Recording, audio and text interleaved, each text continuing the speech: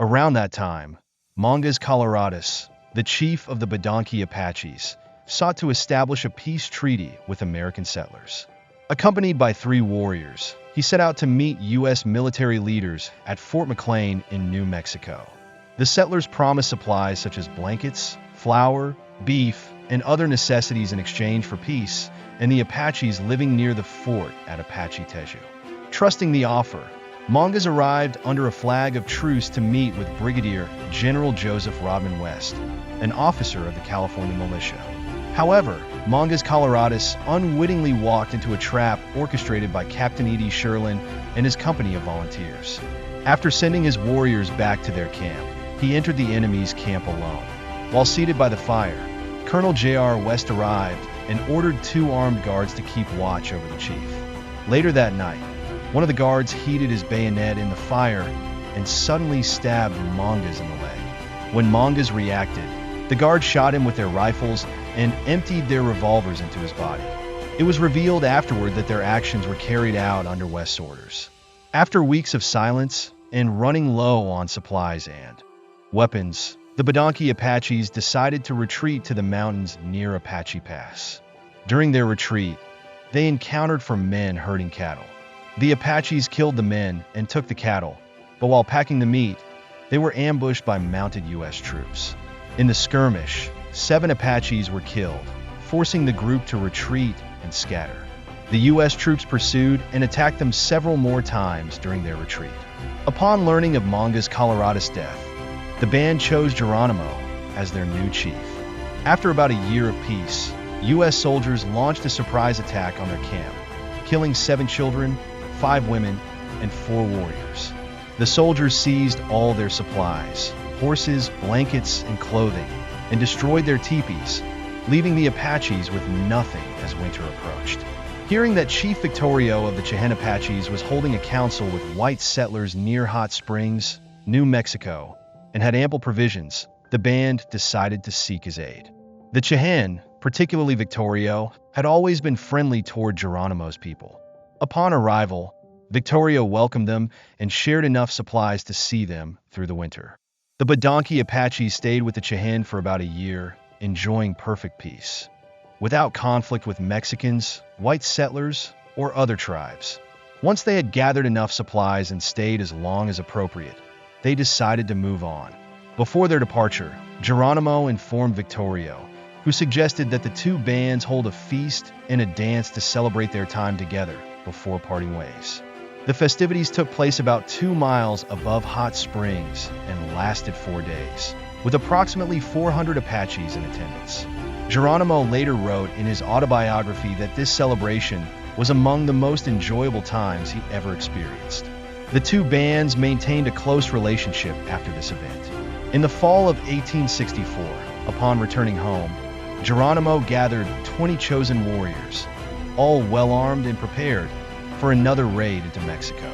Before setting out, the Apaches ensured the safety of their families by scattering their tribe and regrouping at a new Camp 40 to 50 miles away.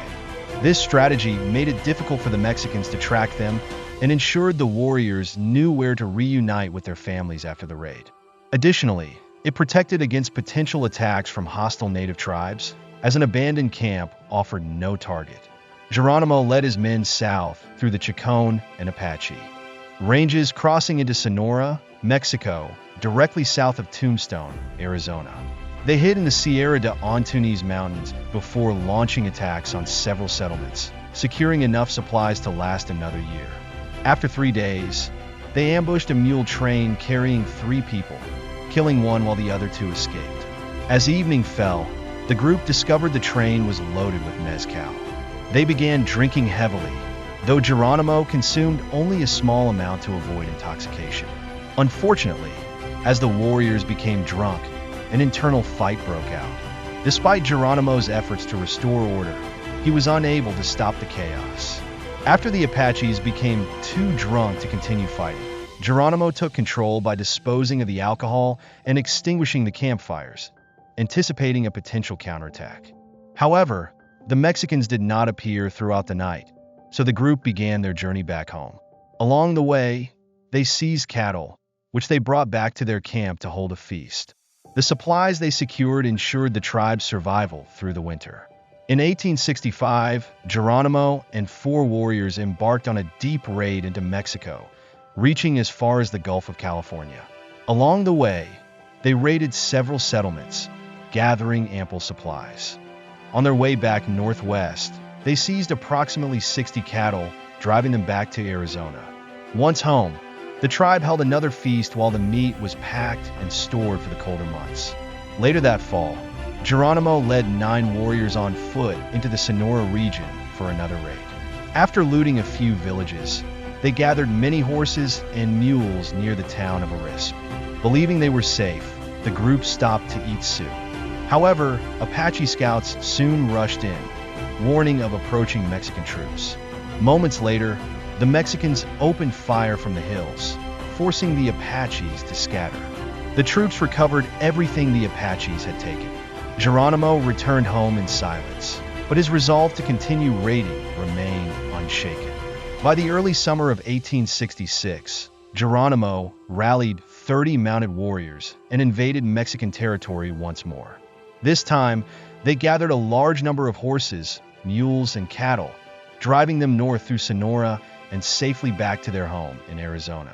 During their raid, the Apaches were spotted by the Mexicans numerous times, but were never attacked. In contrast, the Apaches managed to kill around 50 Mexicans during the expedition. About 2 years later, in 1868, Mexican troops staged a surprise operation near the Apache settlement. Having conducted no raids that year, the Apaches were unprepared and unsuspecting, as they had recently returned from hunting. Around 2 o'clock in the afternoon, 2 Mexican scouts were spotted near the settlement. The Apaches quickly killed them, but the troops had already escaped with a herd of horses and mules before the Apaches realized what had happened. Geronimo gathered about 20 warriors to pursue the troops. They tracked the herd to a cattle ranch in Sonora, where they attacked the cowboys guarding it, killing 2 in the skirmish.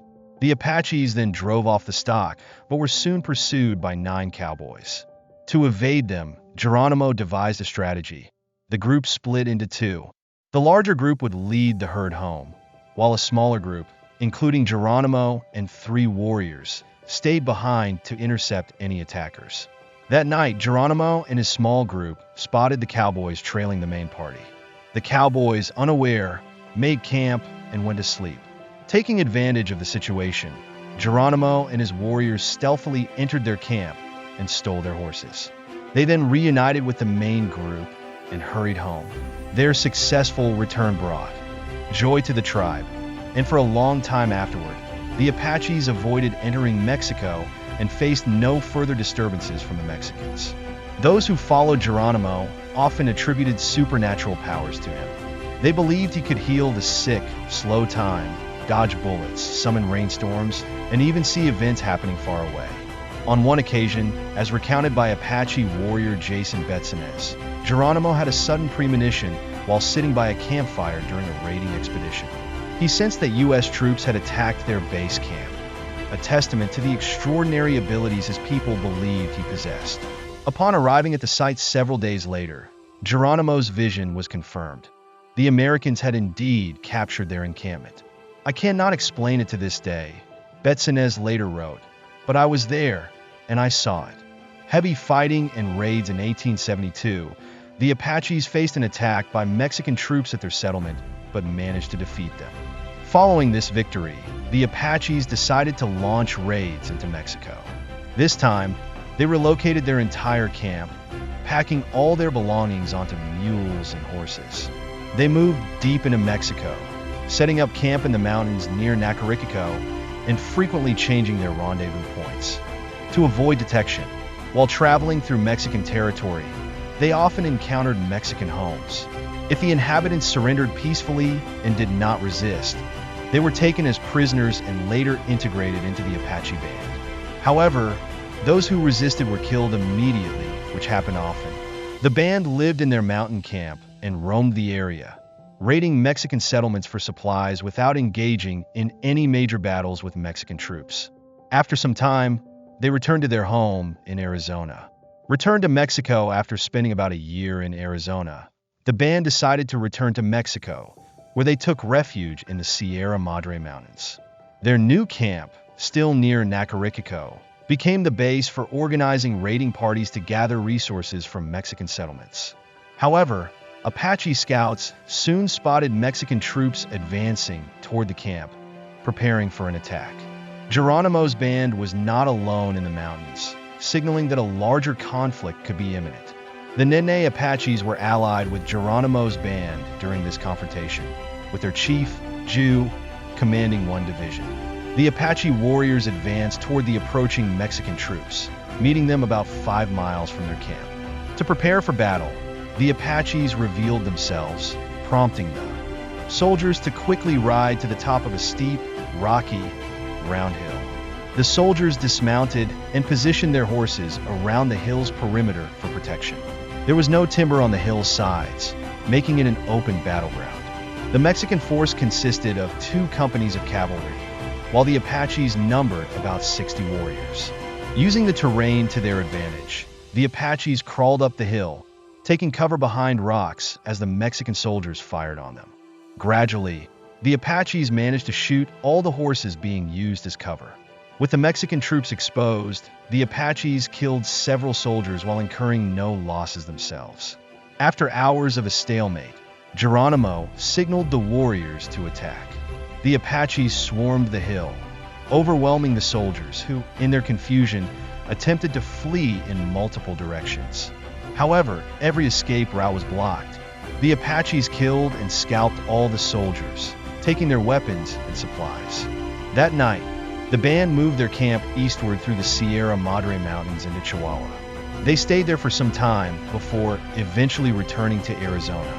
Almost every year, the Badanqui Apaches alternated their living between Arizona and Old Mexico, often joining the Nene Apaches. The leaders of the 2 bands were close allies and good friends. In 1873, another skirmish occurred when a company of Mexican troops attacked a band south of Casa Grande. This battle involved 24 Mexican soldiers and about 40 Apache warriors. The Mexicans launched a surprise attack on the Apache camp, firing a volley that killed 2 Apaches instantly. Positioned in the timber, Geronimo ordered his warriors to advance and engage the enemy at close range. Using rocks and trees for cover, the Apaches approached within 10 yards of the Mexican line before standing to fight. A fierce exchange of gunfire ensued until all the Mexican soldiers were killed. The Apaches suffered the loss of 12 warriors in this battle. After burying their dead and securing supplies from the fallen soldiers, the band moved northeast near Nacarico. They were attacked again by Mexican troops. This time, about 80 warriors from the Badanqui and Nene Apache bands faced 3 companies of Mexican soldiers. The Mexicans launched their attack in an open field, causing the Apaches to scatter while returning fire as they fled. The soldiers pursued them, but the Apaches managed to disappear and evade capture. The Apache bands regrouped in the Sierra Madre Mountains, where they held a council. With Mexican troops closing in from multiple directions, the leaders decided it was best to disband and lay low. After months of skirmishes in the mountains, both sides agreed to negotiate a peace treaty at Casas Grandes, Chihuahua, Mexico. Once terms were settled, a trade of goods began. However, the Mexicans betrayed the Apaches, providing mezcal to intoxicate them before attacking. They killed 20 Apaches and captured many others, forcing the survivors to retreat once again into the mountains. A taste of the reservation following the treachery at Casas Grandes, Geronimo's band returned to Arizona.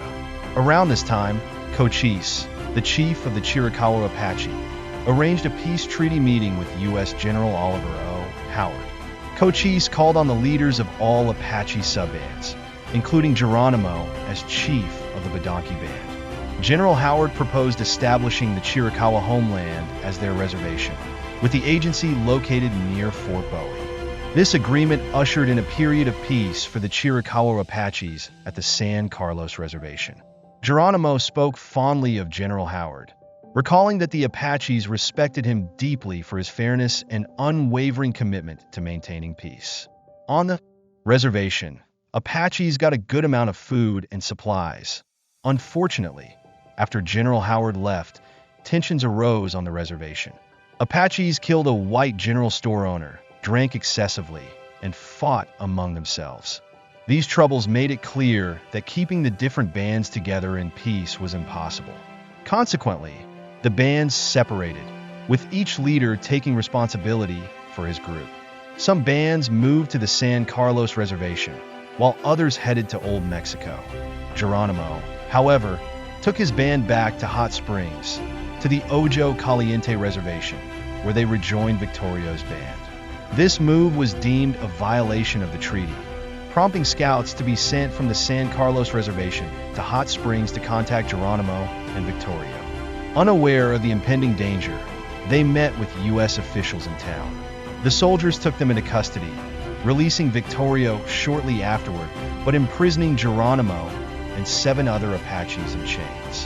When Geronimo asked for an explanation, he was told it was because he had left the Apache Pass. He was held in captivity for 4 months before being transferred back to the San Carlos Reservation. There he was tried and eventually freed. For the next 2 years, Geronimo and his band remained on the reservation.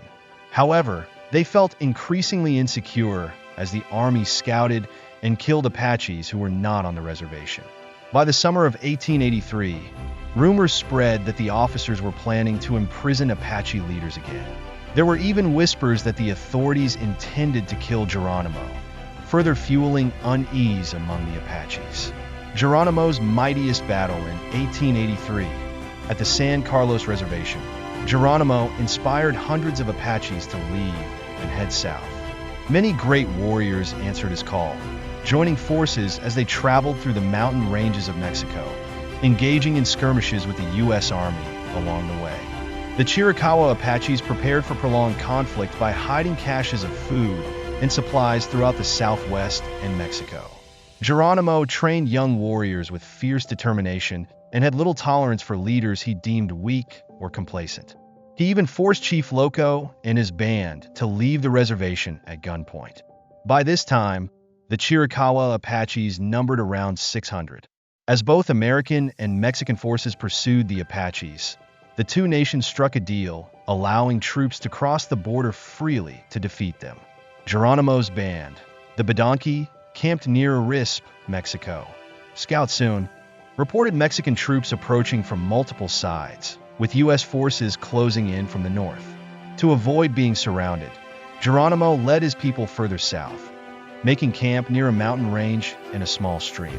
At daybreak the following morning, Apache scouts alerted Geronimo that Mexican troops were advancing. Within minutes, gunfire erupted. The Apaches quickly took shelter in ditches along the stream, with women and children working to deepen them for better protection. Geronimo ordered his warriors to conserve ammunition and remain under cover. The battle raged throughout the day, with Mexican troops repeatedly charging, only to be repelled and forced to regroup. By noon, Geronimo overheard Mexican soldiers cursing his name. As the day wore on, a Mexican general arrived on the battlefield, intensifying the assault. Geronimo instructed his warriors to target the officers.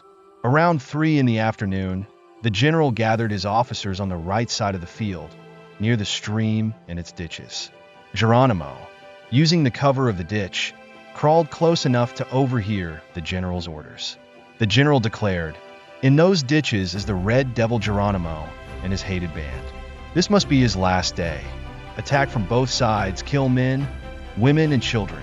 Take no prisoners. Dead Indians are what we want. Exterminate this band at any cost. I will shoot all deserters." As the officers prepared to execute the command, Geronimo took aim and shot the general, killing him instantly. In the chaos that followed, bullets riddled the ground around Geronimo, yet he remained unscathed. Seeing their leader's bold act, the Apaches were emboldened. From every ditch rose the fierce war cries of the warriors, and their concentrated fire decimated the Mexican front lines. Although the Mexicans continued to rally and attack until nightfall, their morale was shattered. As darkness fell, a dozen Apaches crept out of the ditches and set the long prairie grass behind the Mexican lines ablaze. The fire caused confusion among the troops, allowing the Apaches to escape into the mountains. This battle marked the last major engagement Geronimo fought against the Mexicans. From that point forward, his primary enemy became the U.S. government. General George Crook, a veteran of numerous conflicts with Native Americans, soon took the lead in pursuing the Apaches. Chief Nana, another Apache leader, considered Crook a worthy adversary, noting that he was a fair yet formidable enemy. The final surrender. Of Geronimo, like Chief Nana, General Crook had a deep respect for his Apache adversaries. Crook managed to track Geronimo, who, realizing he was vastly outnumbered, decided to negotiate. When the two met, Crook questioned Geronimo. "Why did you leave the reservation?" Geronimo replied, "You told me I might live on the reservation the same as white people. One year, I raised a crop of corn and stored it, and the next year I planted oats.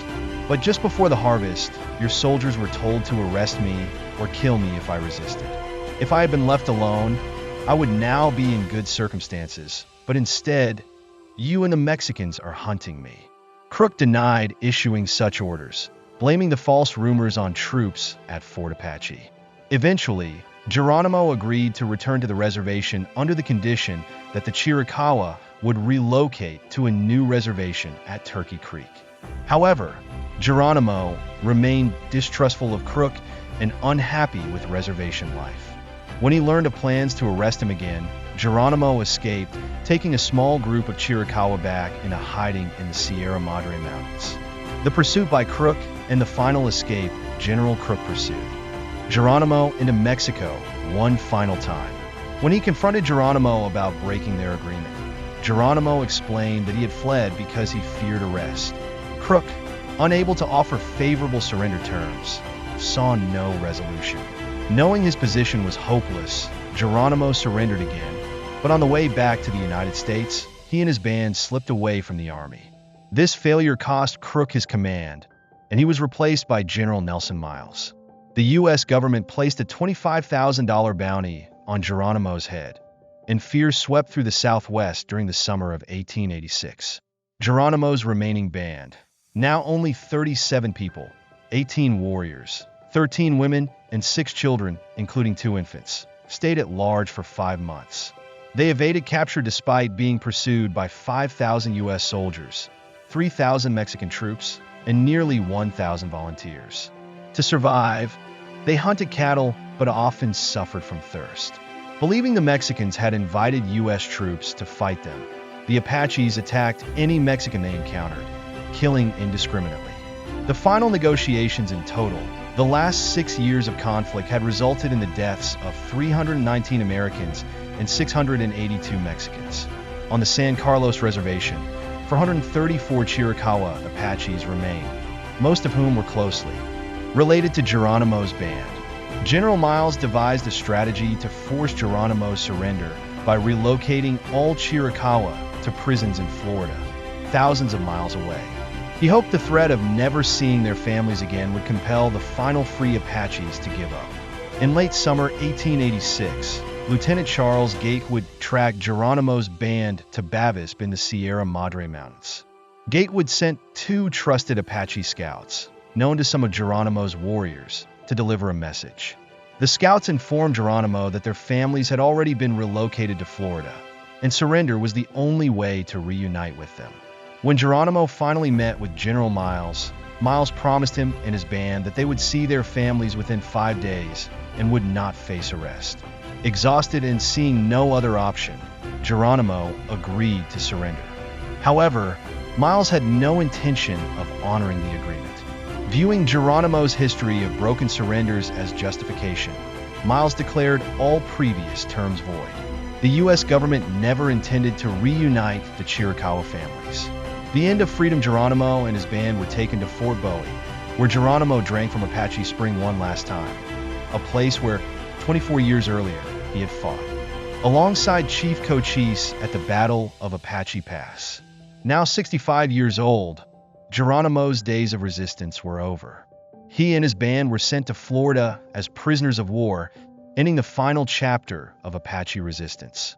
After taking his final steps on his native land, Geronimo boarded a train for the first time in his life, bound for Florida. The U.S. government believed it had finally resolved the Apache problem. However, the first group of Chiricahua Apaches relocated to Florida suffered greatly from malaria. They were later moved to Mount Vernon, Alabama, as prisoners of war. The unfamiliar landscape of tall trees and humid conditions starkly contrasted with their native desert plains. Their children were taken to schools in Pennsylvania, where they were taught Christianity, English, and American customs. Many of these children contracted tuberculosis and died. In response, Chiricahua parents in Alabama began hiding their children to prevent them from being taken away. After 2 years of imprisonment in Florida, Geronimo and his band were moved to Alabama, where they were finally reunited with their families. By 1894, the Chiricahua were relocated to Oklahoma. By then, only 119 remained. For the first time in 8 years, they could hear the coyotes howl and collect mesquite beans once more. In his later years, Geronimo toured the country, performing at fairs and exhibitions, including Buffalo Bill's Wild West show. He sold trinkets, such as buttons from his coat, which he replaced to keep his supply ongoing. Geronimo's most notable public appearance occurred on March 4, 1905, when he participated in President Theodore Roosevelt's inaugural parade in Washington, D.C., flanked by 5 other native leaders. The elderly warrior rode a pony down Pennsylvania Avenue, drawing cheers of "Hooray" for Geronimo. 5 days later, the delegation met with Roosevelt at the White House. Still a prisoner of war, Geronimo pleaded with the president to allow the Chiricahuas to return to their homeland in the West, saying, "I pray you to cut the ropes and make me free." However, Roosevelt denied the request, fearing renewed conflict if the Apaches were allowed to return. In his final years, Geronimo embraced Christianity.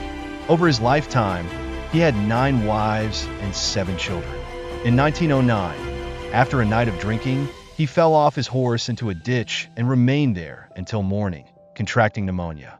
Before his death, Geronimo expressed regret, saying he should have died fighting rather than surrendering. He passed away a few days later.